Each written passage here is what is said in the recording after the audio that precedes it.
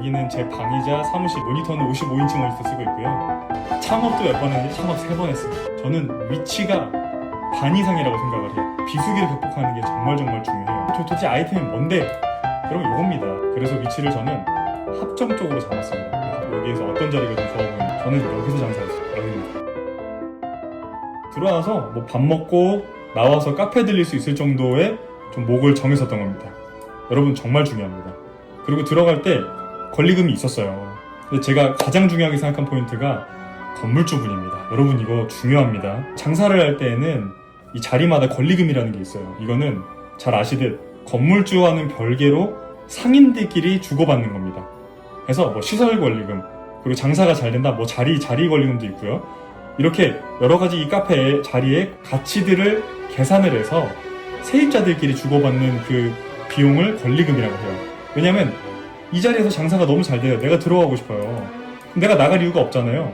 그러면은 이 들어오고 싶은 사람한테 권리금을 받고 양도를 해주는 겁니다. 여러분 불법은 아닙니다. 그러나 법적으로 보호받기가 정말 어렵습니다. 근데 장사하시는 분들이라면 아시겠지만 좋은 목이라면 권리금 없는 곳이 없어요. 이건 당연한 겁니다. 자, 그런데 건물주가 왜 중요하냐? 건물주 입장에서는 세입자들끼리 주고받는 이 권리금이 너무 비싸지게 되면 보증금을 올리기가 부담스럽습니다. 왜냐면 세입자가 이 자기들끼리 권리금만 주고받기도 부담이 되는데 여기에서 보증금이나 월세가 높아진다? 얼마나 부담이 되겠어요. 그렇죠? 그래서 건물주들은 이 권리금이 높아지는 걸 정말 싫어합니다. 좋아하지 않습니다. 있다라는 건 당연히 암묵적으로 인정을 해주지만요. 근데 이 건물주분들이 어느 정도 임대기간이 끝나게 되면은 세입자에게 나가라고 통보를 할 수가 있어요. 계약 안 해준다 그러면 끝입니다. 그럼 자 보세요. 이 자리에서 권리금을 주고 처음에 들어갔어요. 한 그 돈이 예를 들어 1억이라 해볼게요. 권리금을 주고 들어갔는데 건물주가 한 3년 장사하니까 나가라고 해요. 실제로 5년 정도 이상을 장사했는데 갑자기 나가라 그래요. 그럼 내가 여기서 5년 동안 장사하면서 번 돈이 물론 있지만 처음에 들어왔을 때 초기 투자 금액이 1억이 있었잖아요. 5년 장사한다고 해서 1억 벌기 정말 어렵거든요. 순이익으로만 1억? 진짜 어려운 겁니다. 근데 나가라고 하면은 장사 그냥 헛방 친 겁니다. 그래서 정말 악덕 건물주들을 만나게 되면은 다 이겁니다. 당시에 여러분 제가 저는 권리금 받고 잘 나갔었습니다. 그런데 권리금을 받지 못하고 나간 카페들 정말 많았습니다. 이 목에 정말 많았습니다. 심지어 그 중국인 건물주들이 건물을 좀 많이 샀었거든요.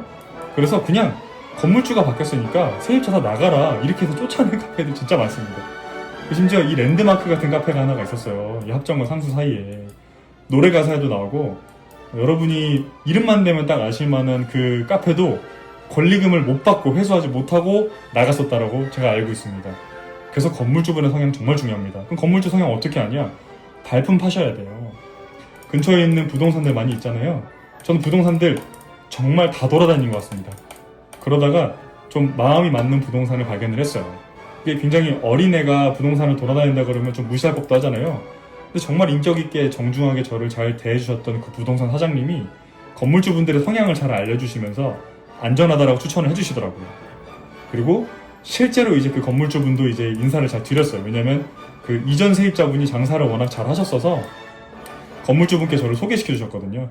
근데 인사도 너무 잘 드리고 공무원이셨더라고요. 보니까 할아버지 할머니이신데 너무 인자하고 멋지고 좋으셨습니다. 믿고 들어갔습니다. 여러분 이게 장사의 반입니다. 위치를 선정하고 그리고 또 권리금까지 회수하는 거 정말 중요합니다. 권리금 없는 곳에서 장사한다? 그렇게 하셔도 돼요. 근데 저는 목이 반이라고 생각을 합니다. 유동인구가 정말 중요하다고 생각을 해요. 단 여러분 잘 아셔야 될 거는 이거는 카페에 한정된 이야기입니다. 뭐 다른 업종들에 대해서는 제가 경험이 없기 때문에 감히 어떻게 말씀을 드릴 수는 없을 것 같습니다. 그런데 요점은 23살짜리가 군 전역하고 24 되기 바로 직전이었거든요. 군대 안에 있으면서 이 상권 분석을 하고 직접 나가서 발품 다 풀고 팔고 부동산 공부하고 부동산 찾아다니면서 조언을 받아서 이 목을 잡은 거예요. 그럼 실제로 카페 한번 보실까요, 여러분? 이렇게 장사를 했었습니다. 여러분 되게 예쁘죠? 카페 되게 예쁘죠? 이게 접니다. 그리고 여긴 저와 함께 일했었던 너무 사랑스러운 직원들이었고요. 여러분 이런 카페 어떻게 했었느냐? 어머니가 도와주셨습니다, 여러분. 복 받은 거죠. 정말 감사한 거죠. 근데 저희 집이 유복한 년 절대 아닙니다. 그냥 평범 그 자체입니다. 그런데 자라오면서 어머니 혼자 저희를 키우셨습니다. 그런 환경이었고요. 그래서 어머니께서 좀 많이 미안하셨나봐요. 그냥 이 영상 보시면 어떻게 생각하실지 모르겠지만 어머니가 많이 미안하셨나 봅니다. 저에게는 안 그러셨어도 되는데 항상 아들 잘 되기를 바라는 마음에서 아들이 꿈이 있다라고 하면서 군에서부터 사업계획서를 가지고서 이렇게 보여드리니까 흔쾌히 바로 오케이 해주시더라고요. 다만 중퇴에 대해서는 말씀이 많으셨는데 불효자죠, 불효자. 제가 불효자입니다. 근데 결론적으로는 제가 이 카페 사업을 통해서 제 경험치는 정말 퀀텀 점프를 했었습니다. 그렇기 때문에 시간이 지나서도 부모님께는 감사한 마음만 남아있습니다. 다시 돌아간다 해도 저는 그렇게 할 것 같아요. 그래서 어머니께서 직장 생활 하셨었는데 정말 연끌 대출해가지고 저에게 자금을 주셨었고요. 그래서 권리금 주고 인테리어부터 다 다시 할 수가 있었었고요. 이자 제가 다 내고, 그리고 결론적으로 먼저 말씀드리면 이 카페 잘 팔고 어머니께 잘 돌려드렸습니다. 그리고 그 남긴 차익 금액 가지고 제가 번 돈 가지고 다음 사업들을 할 수가 있었던 거죠. 돌아올게요. 카페 예쁘죠, 여러분? 이렇게 예쁩니다. 정말 실내도 예쁘고요. 항상 장사가 정말 잘 됐었어요. 아까 말씀드린 것처럼 요렇게 3면에서 보였죠. 그리고 이때가 그 버스커 장범준 씨가 벚꽃 엔딩 부르던 시절이었거든요. 그래서 진짜 그 제가 선택한 목이 벚꽃이 많았어서 너무 좋았습니다. 그냥 물반 사람반 그냥 거리에 공기반 사람반이었을 정도로 정말로 유동인구가 많았습니다. 그래서 소개팅 하시는 분도 정말 많이 계셨었고요. 여러분, 그러면 이렇게 지금은 장사가 잘 될 때만 보고 계시잖아요. 장사가 안 될 때가 어떠냐? 여러분, 겨울입니다. 거리에 진짜 사람 없습니다. 이거 합정동은 아닙니다. 정말 유동인구가 줍니다. 그리고 매출이 반토막이 납니다. 그런데 여기 보시면 임금과 임대료는 그대로죠. 그래서 이 연매출 증가하는 게 불가능해요. 그리고 언제든지 아까 말씀드렸던 젠트리피케이션, 홍대에서 서교동에서 합정으로 넘어왔던 것처럼 합정의 상권도 언제 이동할지를 몰라요. 그래서 항상 대비를 하셔야 됩니다. 이게 장사를 하면서 위기가 오는 거예요. 그럼 여러분, 가만히 있을 수는 없죠. 이 위기를 어떻게 돌파했냐? 바로 보시죠. 이 위기를 기회로 만드는 겁니다. 아이디어를 좀 포착을 했는데요. 저희 팀원 중에 한 명이 작곡가였어요. 겨울철에 늦게 퇴근을 하고 이제 집에 가고 있었는데 거리에서 이렇게 버스킹을 하고 있는 거예요. 뮤지션들이. 겨울인데요. 그래서 와가지고 물어보는 거예요. 사장님, 우리 밖에서 버스킹하는 분들 우리 혹시 카페 실내에서 버스킹해도 되냐고. 이 겨울이지만 공연은 사람들이 보러 간다. 그리고 매니아층 형성할 수 있으니까 한번 해보시자고 이야기를 해주는 거예요. 너무 좋죠. 그래서 그 팀원 아이디어를 바로 실행을 했습니다. 이 팀워크가 또 얼마나 좋아졌겠어요? 팀원도 자기 아이디어를 받아줬으니까요. 그래서 공연을 해봤습니다. 해봤는데 와우, 실제로 그 뮤지션분들의 지인분만 하더라도 꽉 찹니다.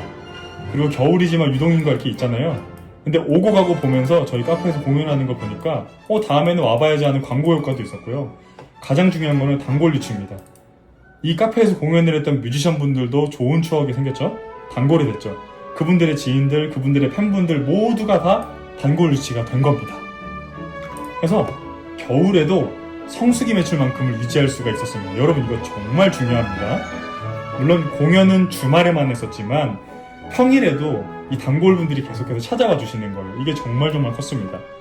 그리고 성수기 때는 이제 문을 오픈을 하잖아요. 열잖아요. 그래서 그 카페 골목 앞에 어마어마한 인파가 있었는데 이 인파들이 전부 다 저희 카페를 보겠죠. 이렇게 해서 카페 밖에도 차가 못 다닐 정도로 사람이 많았습니다. 물론 이건 안전상의 위험이 있었기 때문에 잘 통제를 열심히 해드렸었습니다. 그래서 성수기 때는 매출이 2배가 올랐습니다. 주말 기준으로요, 여러분. 이거 정말 감사한 기억이었습니다. 팀원을 통해서 아이디어 포착했죠. 아이디어를 채택해줘서 팀워크도 좋아졌죠. 단골도 얻었죠. 매출까지 얻었죠. 이거 극복한 사례 정말 좋은 사례입니다. 중요한 포인트는 움직였다라는 거예요. 움직였다라는 거. 요렇게. 이건 실제로 공연을 했었던 장면인데요. 요 겨울철에도 밖에서 보이죠. 요렇게. 광고 효과가 있죠. 그리고 안에는 따뜻하고 분위기 정말 좋았습니다. 저희 카페가 실평수 30평 정도였었는데 카페 안이 꽉 찼었습니다. 요렇게 뮤지션분들이 공연을 하시는 거죠. 안쪽은 대기실이었고, 그리고 음료도 잘 제공해드렸었고, 당시에는 이렇게 페이를 제공해드리는 곳은 많지 않았어요. 근데 저는 페이도 다 드렸었습니다. 왜냐면 이분들도 저의 고객이기 때문이고 정말 멋진 공연 잘 해주셨었거든요. 뮤지션에 대한 그런 존경의 마음이 있기 때문에 페이도 잘 제공해드렸었습니다. 그리고 이쯤에 뒤에서 저는 열심히 음료를 만들고 있었죠. 너무 예쁘지 않나요, 여러분? 그리고 좀 더 디테일이 있는데 보시면 제가 공연 포스터들을 되게 많이 붙여놨었어요. 좀 돌아가 볼까요? 보시면은 이렇게 요 가수들 포스터가 붙어있죠. 공연 일정이랑.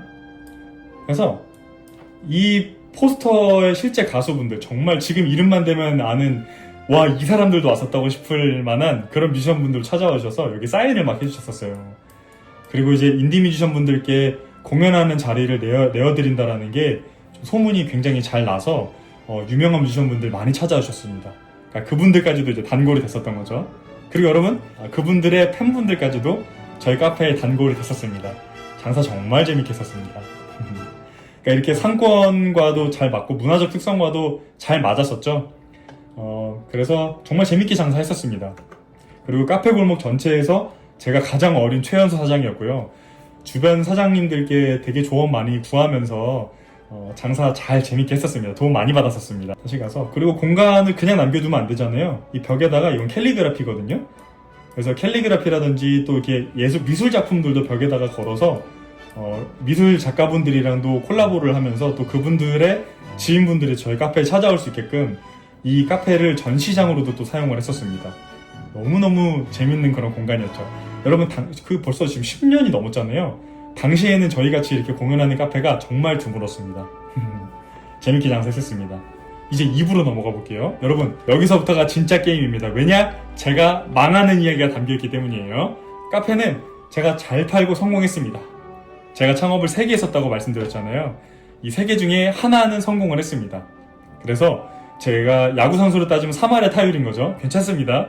근데 이 한 번의 상승보다 남은 2번의 이 하락이 정말 크고 여러분이 얻어가실 수 있는 인사이트가 풍부할 겁니다. 여러분 기대해주세요. 곧 업로드 됩니다. 감사합니다.